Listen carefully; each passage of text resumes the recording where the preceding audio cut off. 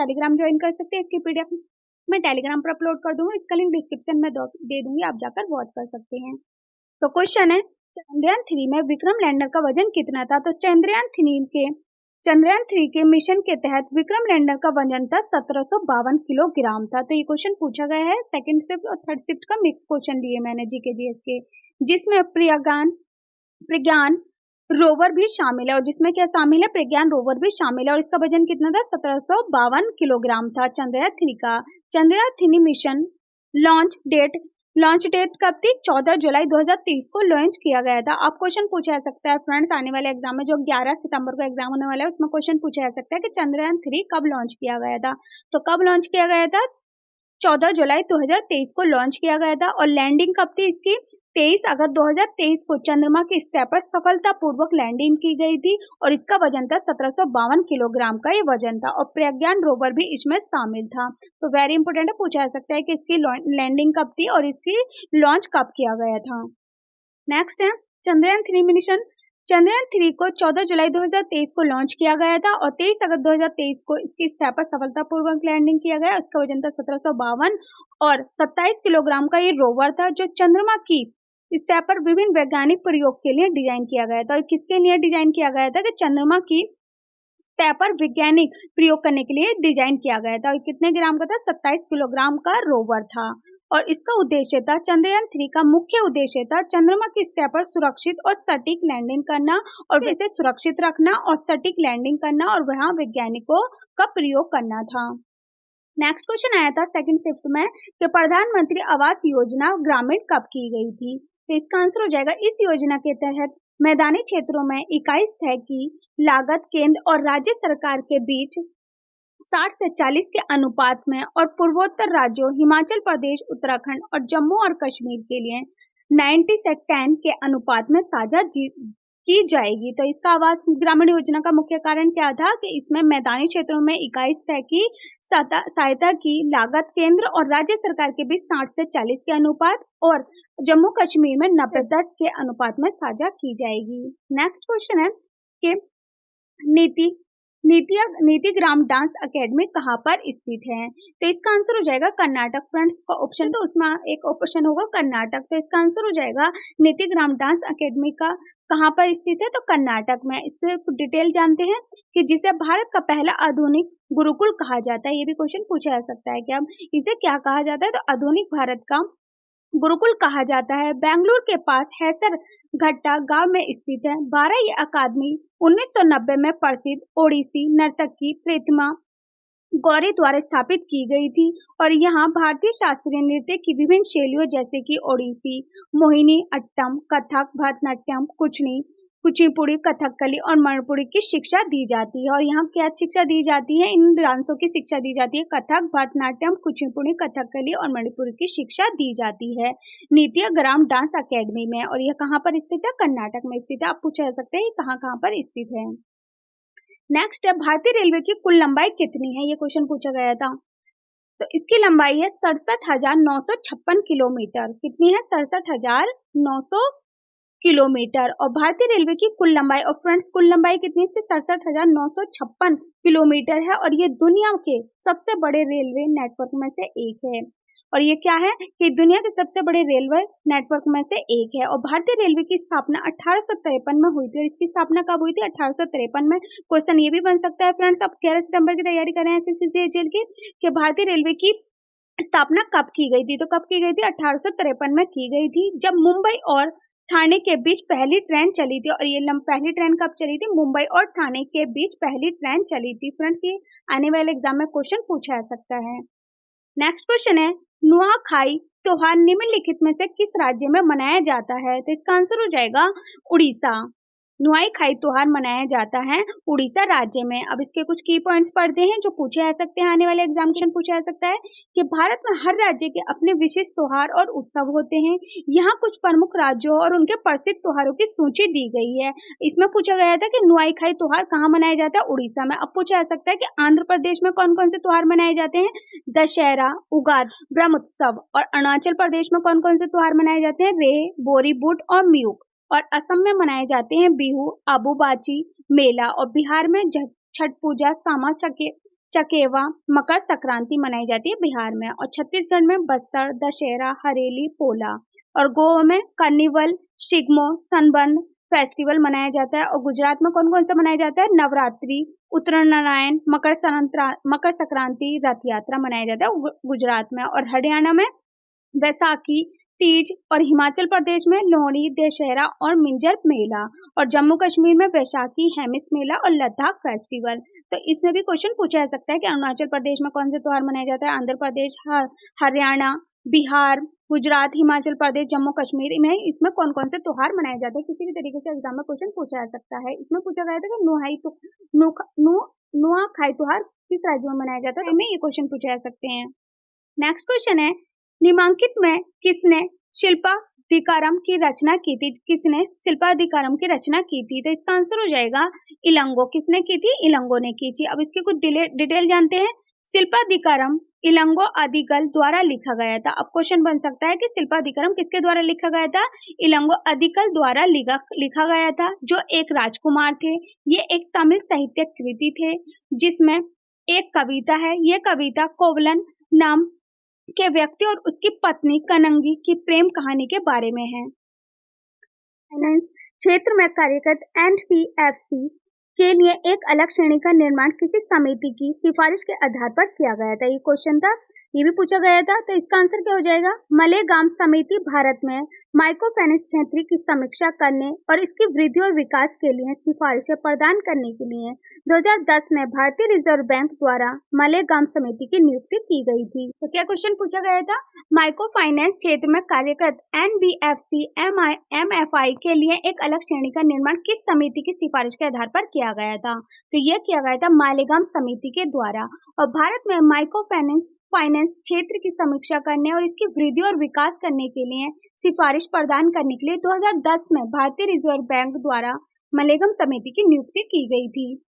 Next question है, अनुच्छेद 77 किससे संबंधित है? तो इसका आंसर हो जाएगा भारत सरकार के कार्य से संबंधित है। अनुच्छेद ये पूछा गया था फ्रेंड्स सिर्फ सेकंड एंड थर्ड में क्वेश्चन पूछे गए थे कि अनुच्छेद 77 किससे संबंधित है। तो ये संबंधित है भारत सरकार के कार्य संचालन से संबंधित है। और संविधान का अनुच्छेद 78 राष्ट्रपति को सूचना देने के संबंध में प्रधानमंत्री के कर्तव्य से संबंधित है। नेक्स्ट क्वेश्चन आया था कि अकबर का वित्त मंत्री कौन था? तो इसका आंसर हो जाएगा अकबर के वित्त मंत्री राजा टोडरमल थे। वित्त मंत्री कौन थे अकबर के? टोडरमल थे।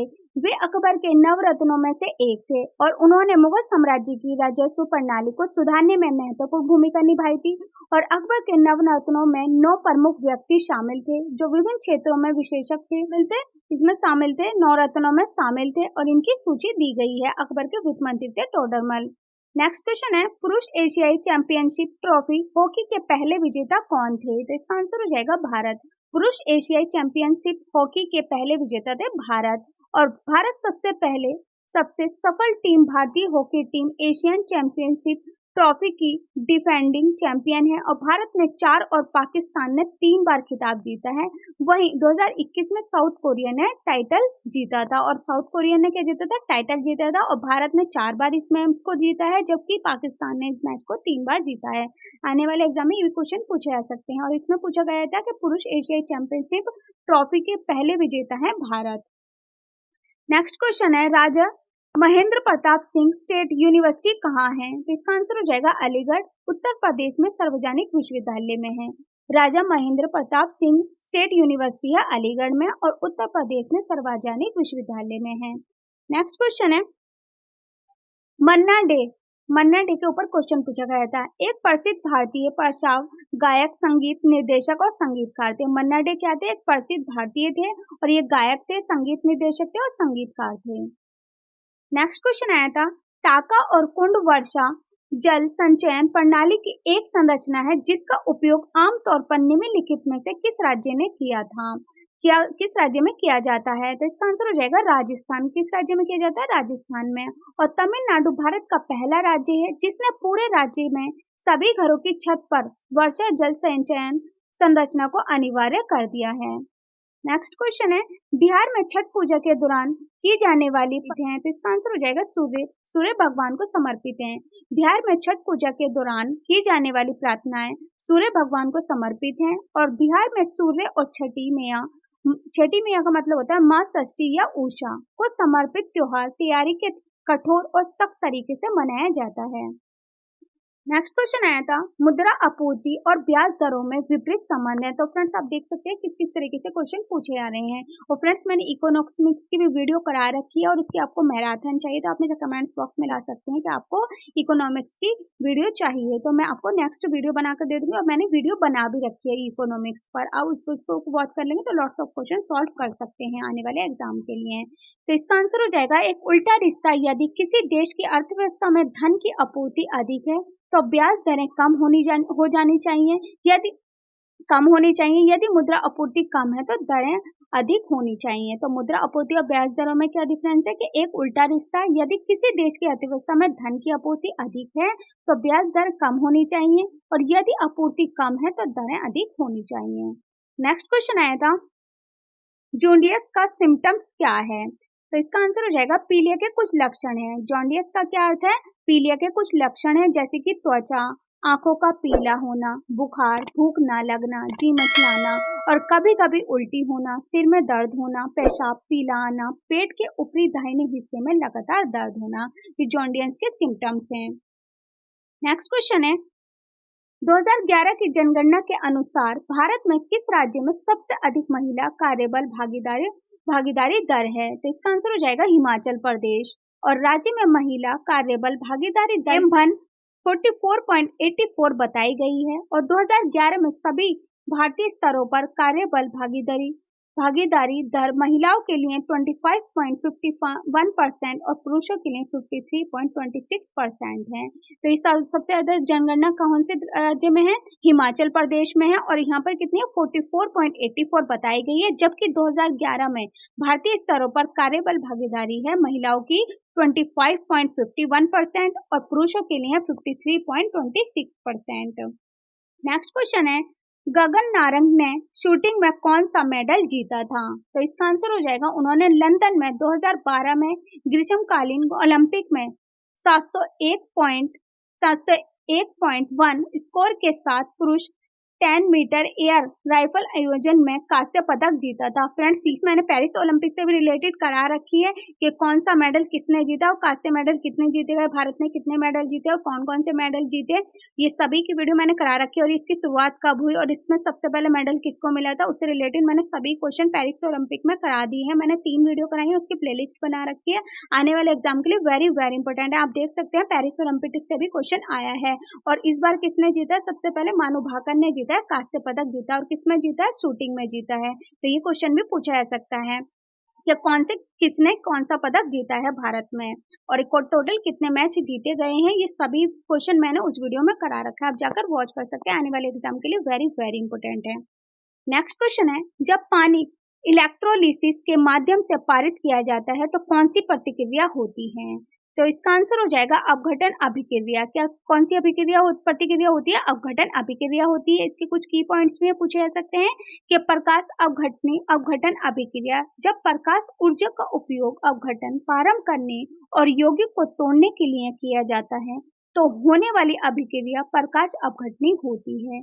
जब सिल्वर क्लोराइड को सूर्य के प्रकाश में रखा जाता है तो समय के साथ ये सिल्वर और क्लोरीन में विघटित हो जाता है। तो अपघटन अभिक्रिया किस तरीके से होती है कि जब प्रकाश का ऊर्जा का उपयोग अपघटन प्रारंभ करने और उसे तोड़ने के लिए किया जाता है तो होने वाली अभिक्रिया प्रकाश अपघटन होती है, जिससे कि सिल्वर क्लोराइड का फॉर्मूला क्या होता है? AgCl और सूर्य के प्रकाश में रखा जाता है, जबकि समय के साथ सिल्वर को कहते हैं Ag और क्लोरीन को कहते हैं Cl और विघटित हो जाता है।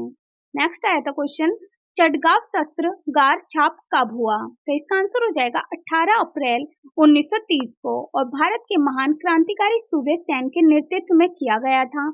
और चटगांव विद्रोह, जिसे अंग्रेजों ने चटगांव शस्त्रागार छापा कहा था, और 18 अप्रैल 1930 को सूर्य सेन के नेतृत्व में शस्त्र भारतीय स्वतंत्रता सेनानियों द्वारा ब्रिटिश भारत अब बांग्लादेश में बंगाल प्रांत के चटगांव शास्त्र से पुलिस और सहायक बलों के शस्त्रागार पर छापा मारने का प्रयास किया गया था। तो चटगांव शस्त्रागार कब किया गया था?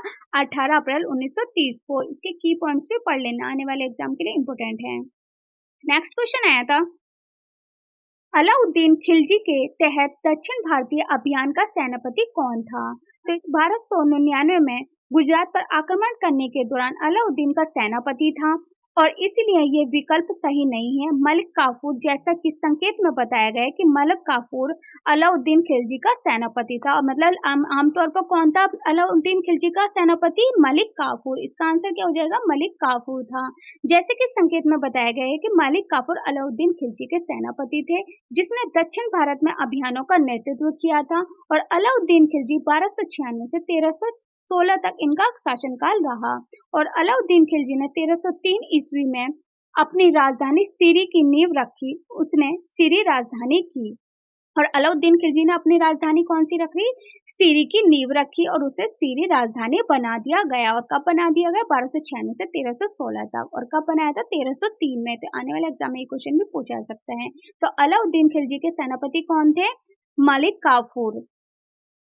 नेक्स्ट क्वेश्चन है कि भारतीय संविधान के किस अनुच्छेद में यह कहा गया है कि राज्य की कार्यपालिका शक्ति का इस्तेमाल इस तरह से किया जाना चाहिए कि इसमें केंद्र सरकार की कार्यपालिका की शक्ति पर कोई असर ना पड़े और इसके अलावा केंद्र सरकार को जरूरत पड़ने पर किसी राज्य सरकार को निर्देश देने का अधिकार है। तो ये आर्टिकल में कहा गया है 154 में। तो इसका आंसर क्या हो जाएगा? 154।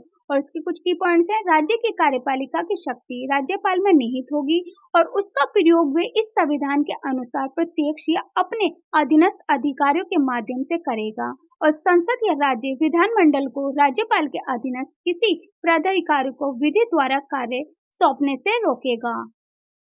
नेक्स्ट क्वेश्चन है किस मणिपुर शास्त्रीय नृत्य गान ने इम्फाल में महिलाओं के लिए गोविंदाजी नृत्यनाल्य नृत्य विद्यालय खोला? तो इसका आंसर हो जाएगा गुरु विपिन सिंह। गुरु विपिन सिंह ने 23 अगस्त 1918 से 9 जनवरी 2000 तक मणिपुर नृत्य के निर्देशक, कोरियोग्राफर और शिक्षक थे और गुरु विपिन सिंह जन्म 23 अगस्त 1918 को सिंघारी का सिल्वर में हुआ था और ये कहाँ पर है? असम में। तो इसके कौन हो जाएंगे? इम्फाल में महिलाओं के लिए गोविंदाजी नृत्यनाल्य नृत्य विद्यालय खोला गया था गुरु गोविंद सिंह के द्वारा। नेक्स्ट क्वेश्चन है पूर्वी जेठ धारा किस अक्षांश में बहती है? तो इसका आंसर हो जाएगा ये 30 से 35 अक्षांशों के ऊपरी बनती है और ये काफी नियमित घटना है जिसमें हवा पश्चिम से पूर्व की ओर घूमती है और उष्णकटिबंधीय पूर्वी जेट स्ट्रीम उष्णकटिबंधीय क्षेत्रों में ऊपरी क्षोभ मंडल में विकसित होने वाली जेट धाराएं हैं और इससे पूर्वी हवाएं मुख्य रूप से भारत और अफ्रीका के ऊपर देखी जाती हैं। नेक्स्ट क्वेश्चन है लू किस क्षेत्र में बहती है? तो फ्रेंड्स ये शिफ्ट में पूछा गया क्वेश्चन। तो लू पश्चिम से आने वाली एक तेज धूल भरी लहरदार गर्म और शुष्क गर्म हवा होती है जो उत्तर भारत के भारत गंगा के मैदानी क्षेत्रों में बहती है। तो लू कहाँ बहती है? उत्तर भारत के भारत गंगा के मैदानी क्षेत्रों में बहती है और ये मई जून के महीनों में तेज चलती है। नेक्स्ट क्वेश्चन आया था कि 2020 में लता मंगेशकर पुरस्कार से किसे सम्मानित किया गया था? तो इसका आंसर हो जाएगा आनंद मिलिंद। आनंद मिलिंद को 2020 में लता मंगेशकर पुरस्कार से सम्मानित किया गया था। ये कौन सा पुरस्कार था? 35वां पुरस्कार था और कब सम्मानित किया गया था? 2020 से 2021 तक। पहला पुरस्कार देखें तो लता मंगेशकर का नौशाद को मिला था और ये कब मिला था? 1984 से 1985 तक। अगर 33वां पुरस्कार देखें तो कुलदीप सिंह को मिला था और ये मिला था 2018 से 19 तक। और 34वां पुरस्कार देखें लता मंगेशकर सम्मान प्राप्त पुरस्कार तो शैलेंद्र सिंह को मिला था और ये मिला था 2019 से 2020 तक। आने वाले एग्जाम में फ्रेंड्स ये क्वेश्चन बन सकते हैं। इसमें पूछा गया था कि 2020 में लता मंगेशकर पुरस्कार किसको मिला था? आनंद मिलिंद को मिला था 2020 में। और आने वाले एग्जाम में ये पूछे जा सकते हैं 33वां पुरस्कार किसे मिला, 34वां और कौन से सन में मिला। वेरी वेरी इंपोर्टेंट है, पूछा जा सकते हैं। अगर आपको सीजीएल की उसमें ये क्वेश्चन पूछा जा सकता है। और भी इसके और 2022 में किसको मिला था? नरेंद्र मोदी को मिला था और ये कौन है? भारत के प्रधानमंत्री हैं। और 2023 में मिला था आशा भोसले को और ये दूसरे मंगेशकर भाई बहन हैं। और 2024 में मिला था अमिताभ बच्चन को और ये अभिनेता हैं। तो ये की पॉइंट्स भी वेरी इंपॉर्टेंट है। नेक्स्ट क्वेश्चन आया था भारतीय संविधान के राज्य नीति के निर्देशक सिद्धांत मतलब DPSP। तो भारतीय संविधान की एक अनूठी विशेषता के रूप में राज्य नीति के निर्देशक सिद्धांत डीपीएसपी का उद्देश्य राष्ट्र को न्यायपूर्ण और समतापूर्ण समाज की स्थापना की दिशा में मार्गदर्शन करना है और सामाजिक और आर्थिक तो लोकतंत्र के आदर्शों को मूर्त रूप देते हुए वे देश के आसान शासन के लिए एक दिशा सूचक के रूप में कार्य करते हैं और ये संविधान के भाग 4 और अनुच्छेद 36 से 51 में शामिल है और अनुच्छेद 37 इन सिद्धांतों को लागू होने के बारे में बताता है। नेक्स्ट क्वेश्चन आया था प्राकृतिक की मूल इकाई है, तो इसका आंसर हो जाएगा पारिस्थितिक तंत्र। पारिस्थितिक तंत्र प्राकृतिक की मूल इकाई है। नेक्स्ट क्वेश्चन है निम्नलिखित में से कौन ताना भगत आंदोलन से जुड़ा है, तो इसका आंसर हो जाएगा 1 उराव। उराव जो है वो ताना भगत आंदोलन से जुड़ा है। ताना भगत आंदोलन उराव जनजाति से जुड़ा हुआ है और यह आंदोलन अप्रैल 1914 में शुरू हुआ था। आने वाले एग्जाम में पूछा जा सकता है कि ताना भगत आंदोलन की शुरुआत कब हुई थी, तो कब हुई थी 1914 में और 1919 में ये खत्म हो गया था। और ये आंदोलन बिहार में शुरू हुआ था और कहाँ शुरू हुआ था, बिहार में ये शुरू हुआ था और इस आंदोलन का मकसद था उराव और जनजाति को सामाजिक आर्थिक भेदभाव से मुक्त कराना था। और क्या मुक्त कराना था, जनजाति को सामाजिक आर्थिक भेदभाव से मुक्त कराना था। और इसकी शुरुआत कब हुई थी 1914 में और ये खत्म कब हुआ था 1919 में। ये क्वेश्चन बन सकते हैं आने वाले एग्जाम के लिए। नेक्स्ट क्वेश्चन है हरित क्रांति की उपलब्धियों को दर्शाने के लिए तत्कालीन प्रधानमंत्री श्रीमती इंदिरा गांधी द्वारा एक डाक टिकट जारी किया गया था। इस स्टाम्प का नाम क्या था, तो इसका आंसर हो जाएगा हरित क्रांति की उपलब्धियों को दर्शाने के लिए जुलाई 1968 में तत्कालीन प्रधानमंत्री श्रीमती इंदिरा गांधी द्वारा गेहूं क्रांति के नाम से एक डाक टिकट जारी किया गया था। क्या कौन सा डाक टिकट जारी किया गया था, गेहूं क्रांति के नाम से एक डाक टिकट जारी किया गया था और कब जारी किया गया था, जुलाई 1968 में। तो फ्रेंड्स ये सभी क्वेश्चन वेरी वेरी इंपॉर्टेंट थे, पूछे गए थे सिर्फ सेकंड में और सिर्फ थर्ड में और ये सभी क्वेश्चन फ्रेंड्स मैंने करा रखे हैं। अगर आपने मेरी सारी वीडियो करी होंगी तो फ्रेंड्स आप जो है इस एग्जाम को क्रैक कर सकते हैं एसएससी सीजीएल को। ये सभी क्वेश्चन मैंने उन सभी वीडियो में करा रखे हैं और उन सबकी मैंने प्लेलिस्ट भी बना रखी है। जीके जीएस से रिलेटेड, करंट अफेयर से रिलेटेड, ऑथर से रिलेटेड, पुरस्कार से रिलेटेड, भारत रत्न से रिलेटेड, मैंने सभी की वीडियो करा रखी है। अगर आपने वो सभी वीडियो कर ली तो आने वाले एग्जाम के लिए आप सॉल्व कर सकते हैं सभी क्वेश्चन को और इजी। और फ्रेंड्स मैं कल 11 घंटे की मैराथन लेकर आने वाली हूँ 8 बजे, आप जुड़ना ना भूलें। 8 बजे मैं 11 घंटे की मैराथन अपलोड करूंगी, उसमें से ही लॉट्स ऑफ क्वेश्चन आएंगे। अगर आपने ये वीडियो कर ली तो आप लॉट्स ऑफ क्वेश्चन उसमें से सॉल्व कर सकते हैं। जीके जीएस के वेरी वेरी इंपॉर्टेंट है और उसमें मैंने रीजनिंग भी कराई है, इसलिए उस वीडियो को जरूर करें। एग्जाम से सेंटर में जाने से पहले इस वीडियो को 11 घंटे की वीडियो को जरूर करके जाना, वेरी वेरी इंपॉर्टेंट है। और फ्रेंड्स वीडियो पसंद आई तो if you like the video so don't forget to like and subscribe my channel and hit the bell icon और इसे अपने फ्रेंड्सों के साथ भी शेयर करें ताकि इस वीडियो का प्रॉफिट उन्हें भी हो। और आपको नेक्स्ट कौन सी टॉपिक पर वीडियो चाहिए मुझे कमेंट बॉक्स में लिखकर बता सकते हैं।